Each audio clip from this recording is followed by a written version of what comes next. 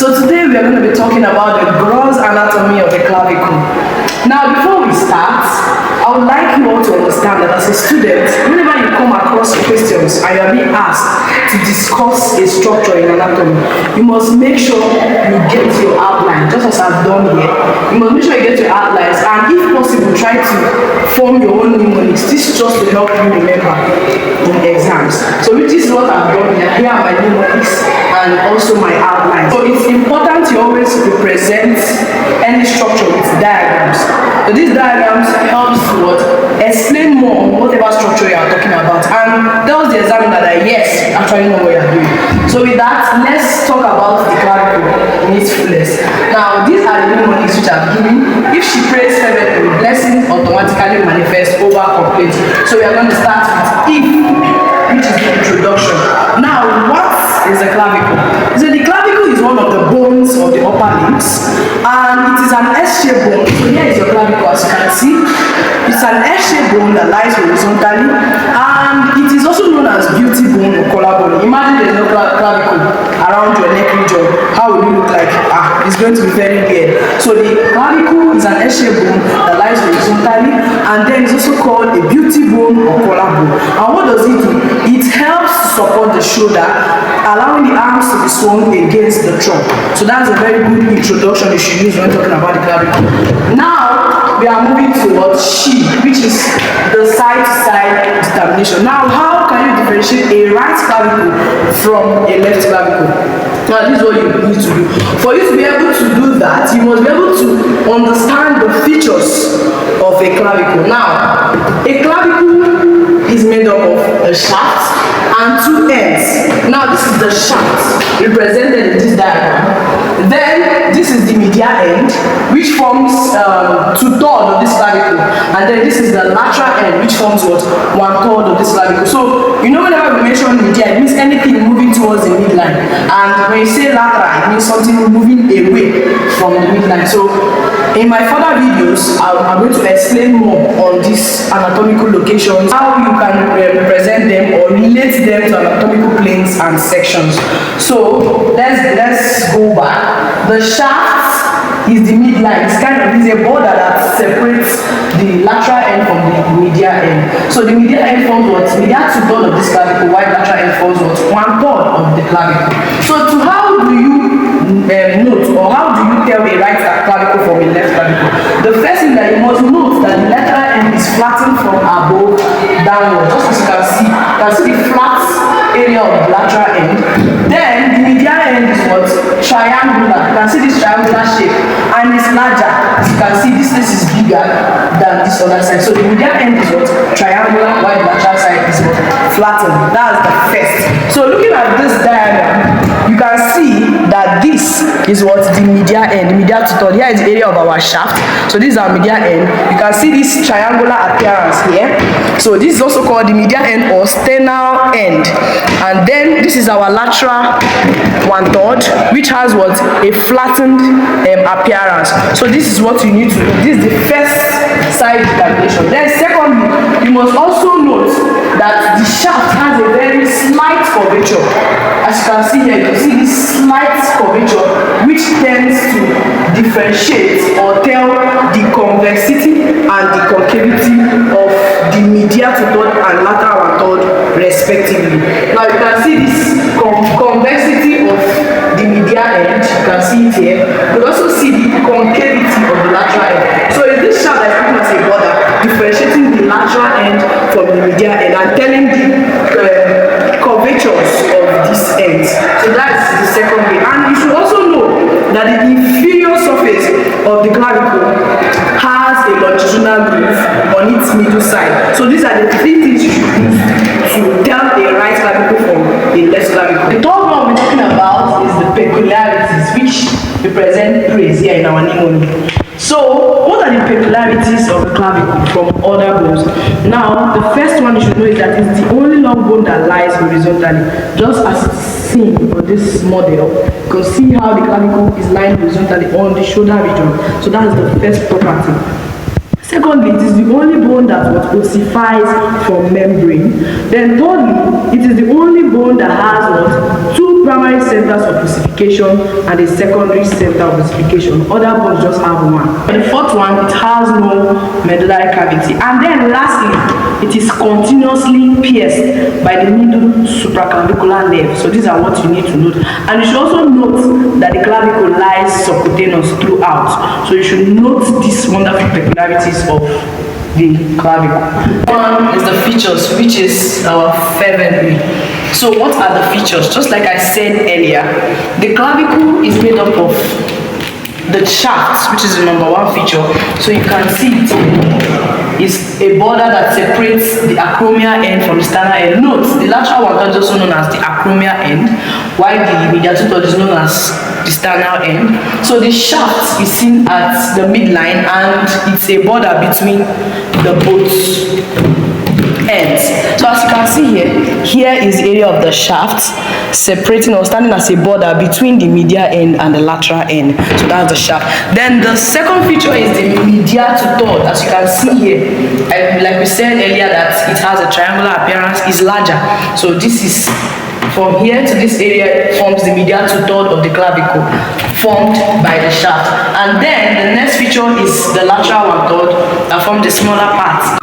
And that surface has a flattened appearance, as you can see here. So these are the features. Number one, the shaft, the sternal end, also known as medial two-third, which is larger and has a triangular appearance, and the other end, which is known as lateral one-third or acromial end, and has a what flattened appearance from above downwards. So these are the features you need to know. On the fifth one, which represents our blessings, is the borders and surfaces of the clavicle.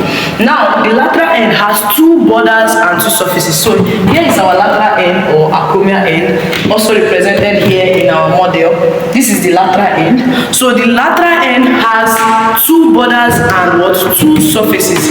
Now the anterior border is concave forward, while the posterior border is concave backwards. So this is our anterior border. Now this is the clavicle when it's turned to its posterior aspect. So this is our lateral end.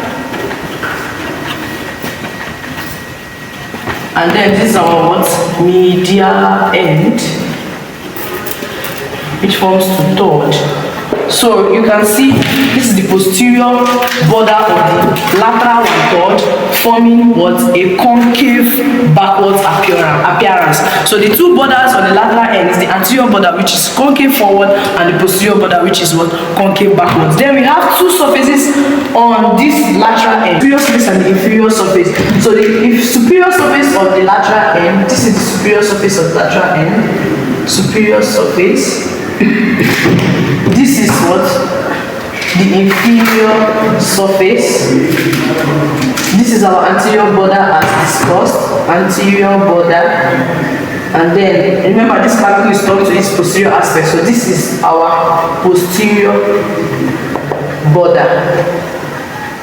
So the superior surface is subcutaneous throughout, while the inferior surface forms an elevation and a ridge, and this elevation is known as the conoid tubercle, while the ridge is known as the trapezoid ridge. So this is the posterior surface of the clavicle, this is the lateral end, this is the trapezoid ridge, and this is the conoid tubercle. This is the elevation I just mentioned, saying that the inferior surface has what? An elevation and a ridge. So this is the elevation, as you can see here, the conoid tubercle, and then this is the ridge, the trapezoid ridge. So this is actually for the attachment of the trapezoid ridge and the conoid tubercle parts of the coracoclavicular ligament. So this allows or strengthens the clavicle to be able to receive the weight of the upper limb and send to the axial skeleton. So that's what you need to note. Then we come to the medial end, which is the sternal end. It has four surfaces. So the first surface is the superior surface. This is the superior surface. The second surface is what? The inferior surface. Then this is the same clavicle turned to its posterior part, to the posterior part. So this is the posterior surface, and the front place you can see is the anterior surface. So the superior surface is rough, and this is because muscles are attached to that area. Then the inferior surface presents a rough over impression, and that's for the attachment of the costoclavicular joint, which is attached to this medial end, so that this ligament allows the weight that is being received via the upper limb to be transferred to the axial skeleton. So that is the reason for that over impression at the inferior surface of this medial to third. Then we also have the anterior surface. This anterior surface is what convex, just as you say in the lateral one-third that the anterior surface is concave. So that is the same thing with this anterior surface. Anterior surface of the medial end is convex, and then the posterior surface is smooth. So this is what you need to know about the borders and surfaces. So in summary, for the borders and surfaces, we have 2 borders and 2 surfaces on the lateral one-third, and then 4 surfaces on the medial to third. Now the next we're moving on to is articulation, which is automatically. So what are the articulations?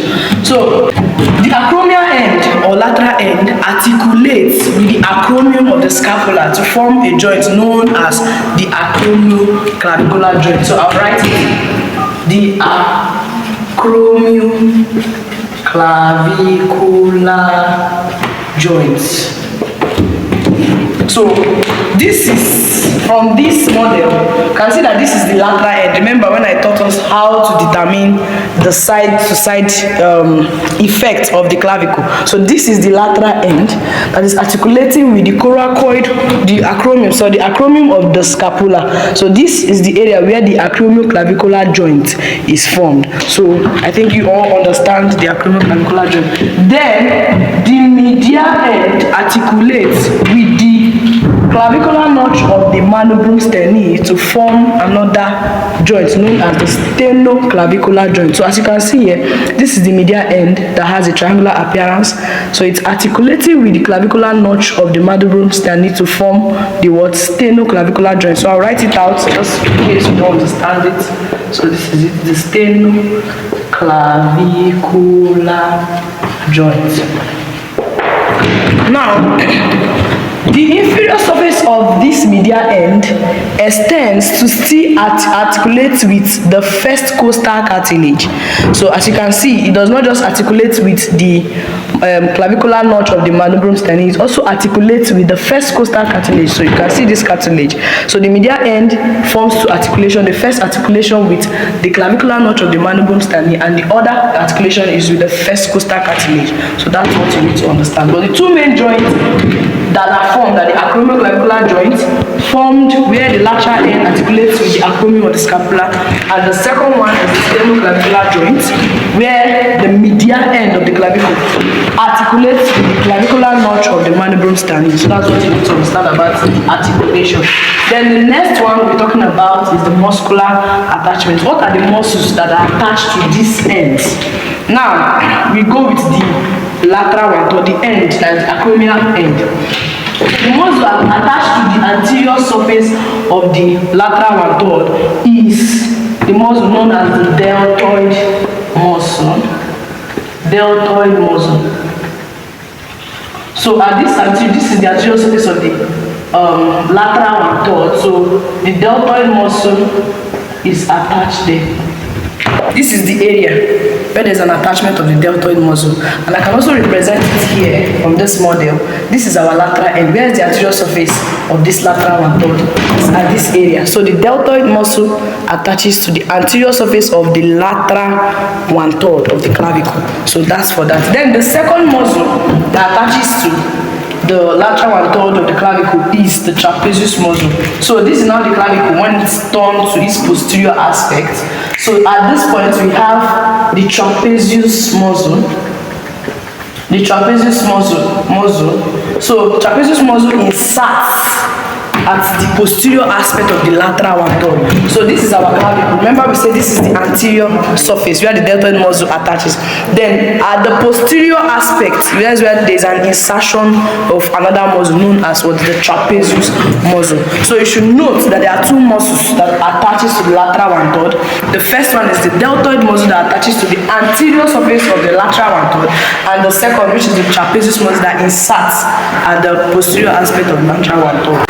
So now we've known the muscular attachment to the lateral one, but we need to know the muscular attachment now to the medial tutor. So what muscle attaches to the anterior surface of the medial one tutor? Sorry. And that muscle is known as the pectoralis major muscle. So this is the anterior surface of the clavicle. So we have what? The pectoralis major muscle. So let's locate the anterior surface of our medial tutor. This is our clavicle, this is medial tutor. So this is the anterior surface. So the pectoralis major attaches at this surface. This is our anterior surface. So pectoralis major muscle attaches here. Then the second muscle which you need to note is the sternocleidomastoid muscle. I'll be writing it out. The sternocleidomastoid muscle. So this muscle attaches at the superior surface of the clavicle. So this is where there is an attachment of the sternocleidomastoid muscle. So we have the sternocleidomastoid muscle. So locating it here, this is our clavicle. Remember we said this is the anterior surface where the pectoralis major muscle attaches. So this is the superior surface of the medial tutor, and this is where there is an attachment of the sternocleidomastoid muscle. So the next muscle we'll be looking at is the subclavius muscle. Now this subclavius muscle is seen to be attached in a subclavian groove. This is the posterior aspect of the clavicle. So this is the subclavian groove. So there's an attachment of this subclavius muscle in this groove. So this is where you find the third muscle of the medial tutor. Then the last one, so I actually cannot turn the posterior aspect of this, but just know that at the posterior aspect of this clavicle there is a groove there known as the subclavian groove, and that's where the subclavius muscle attach. Then the last one we're looking at is the sternocleidomastoid muscle. So the sternocleidomastoid muscle, I'll write it out, the sternocleidomastoid muscle, and then the subclavius muscle. So the sternocleidomastoid muscle is seen in the posterior surface of the medial tutor. So this is, remember, this is the posterior surface of the clavicle is being turned. So the posterior surface of the medial tutor, you find the sternocleidomastoid muscle. So these are the muscles you need to note. So I come again. In the lateral one third, you note two muscles there. At the anterior surface, the deltoid muscle attaches. The posterior surface, there is an insertion of the trapezius muscle. Then, for the four muscles that attaches at the medial tutor, the first one is the sternocleidomastoid muscle that attaches to the superior aspect of the medial tutor. We have the pectoralis major muscle that attaches to the anterior surface. We also have the subclavius muscle that attaches to the subclavian groove, seen at the posterior aspect of the clavicle. And then lastly, we have the sternocleidomastoid muscle that attaches to the posterior aspect of the medial tutor. So that's for the muscular attachment. Then we move to the ossification, which is our over. So for muscular attachment is our manifest. So ossification, what do we know about ossification? Just like we said earlier, that the clavicle is the only bone that has two primary centers of ossification. So it has two primary centers and one secondary center. So the primary center is seen to appear in the shaft of the clavicle during the 5th to 6th week of intrauterine life. So let us take a sketch of the clavicle. Let's assume this is our clavicle. Okay, this is our clavicle. So this is area of the shaft, just like I mentioned. This is our shaft. So this is our primary centers of ossification, or primary centers. These are primary centers. So they are two. They tend to appear in the shaft between the 5th to 6th week of intrauterine life, and then they fuse at about the 45th day. So this is what you need to note, that the primary centers appear in the shaft at about 4th to 5th week of intrauterine life, and then fuse at about the 45th day. Therefore, the For the secondary center of ossification, it appears at the medial end. So there's another center that appears here, which is the secondary center. It appears at the medial end at about 15 to 17 years. So, but at 21 to 22 years, it then fuses with the shaft. So you should note that the two primary centers of ossification appears at the shaft at about 4th to 5th week of intrauterine life and then fuses at the 45th day. But then the secondary center of ossification, secondary center appears at the medial end at about 15 to 17 years and then fuses with the shaft at about 21 to 22 years. So you should know that. So most times there could be centers at the lateral end, but it's not really often and it's not usual. So this is what you need to note about the ossification center. Then lastly, we will be looking at the clinical anatomy of the clavicle. The first one is the fracture of the clavicle. The fracture of the clavicle occurs when there is a fall or indirect force on the outstretched hand. So what happens is that there is going to be a break or a fracture on the clavicle, and the site that is the commonest site for fracture is the shaft. This is the area that is prone to break when there is a fall on the outstretched hand. So what happens is that there is going to be a downward displacement of the lateral end. So it's all what it tells is that the trapezius muscle is not strong enough to carry the weight of the upper limb, since the force that is sent is too strong enough for it to carry. So what happens is that the lateral end displaces downward and the shaft is what broken. So that's the first thing you need to know. Then secondly, there is a congenital anomaly known as the cleidocranial dysostosis. Cleidocranial dysostosis. So this is a congenital anomaly where a child is born without a clavicle or an imperfect development of the clavicle. So this is just an overview of the clavicle. So in all, you should be able to note the introduction of the clavicle, where we mentioned that is one of the bones of the upper limb and that is an extra bone that lies horizontally. And you should be able to also give an explanation of the side-to-side determination. That means you should be able to determine the right clavicle from the left, meaning you should know what the lateral end appears from the medial end. Like we said, the lateral end appears flattened and the medial end appears triangular and stuff like that. Then thirdly, you should know the peculiarities of the clavicle, that only a long bone that lies horizontally, that it lies subcutaneously throughout, and then is continuously pierced by the supraclavicular nerve, and then that it is the only bone that has two primary centers of ossification. So you should know all of that. Then for the features, like I mentioned, you should know that the clavicle has a shaft and two ends, the medial two-third and lateral one-third. So the medial two-third also known as the sternal end, and the lateral one-third also known as the acromial end. Then for the borders and surfaces, we noted that the lateral one-third has two borders, anterior and posterior border, and two surfaces, the superior and inferior surface. Then the medial end has four surfaces, the anterior, posterior, superior, and inferior surface. So we'll go through again in case you are finding it difficult to understand it.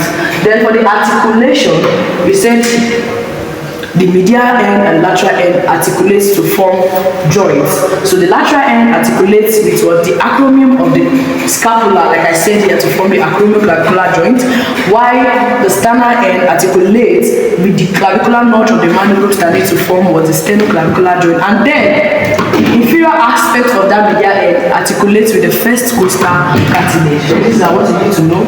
Then for the muscular attachments, we say there are two muscles that attaches to the lateral one-third of the clavicle, and there are the deltoid muscle that attach to the anterior surface and the trapezius muscle that inserts in the posterior surface. And for the muscular attachments to the medial two-third, we have the pectoralis major that attaches to the anterior surface. We have sternocleidomastoid muscle that attaches to the superior surface.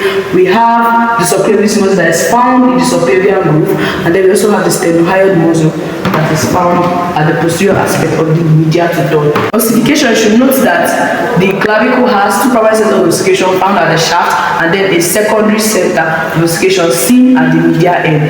Then lastly, you should note the clinical anatomy: fracture of the clavicle, which is at the sternum, which is the common site of fracture, and then an abnormality known as cleidocranial dysostosis. So this is an abnormality when a child is born without the clavicle or an improper development of the clavicle. That will be all for today's class. Thank you so much for watching. Do well to subscribe as well as hit the notification button for more updates. Bye for now.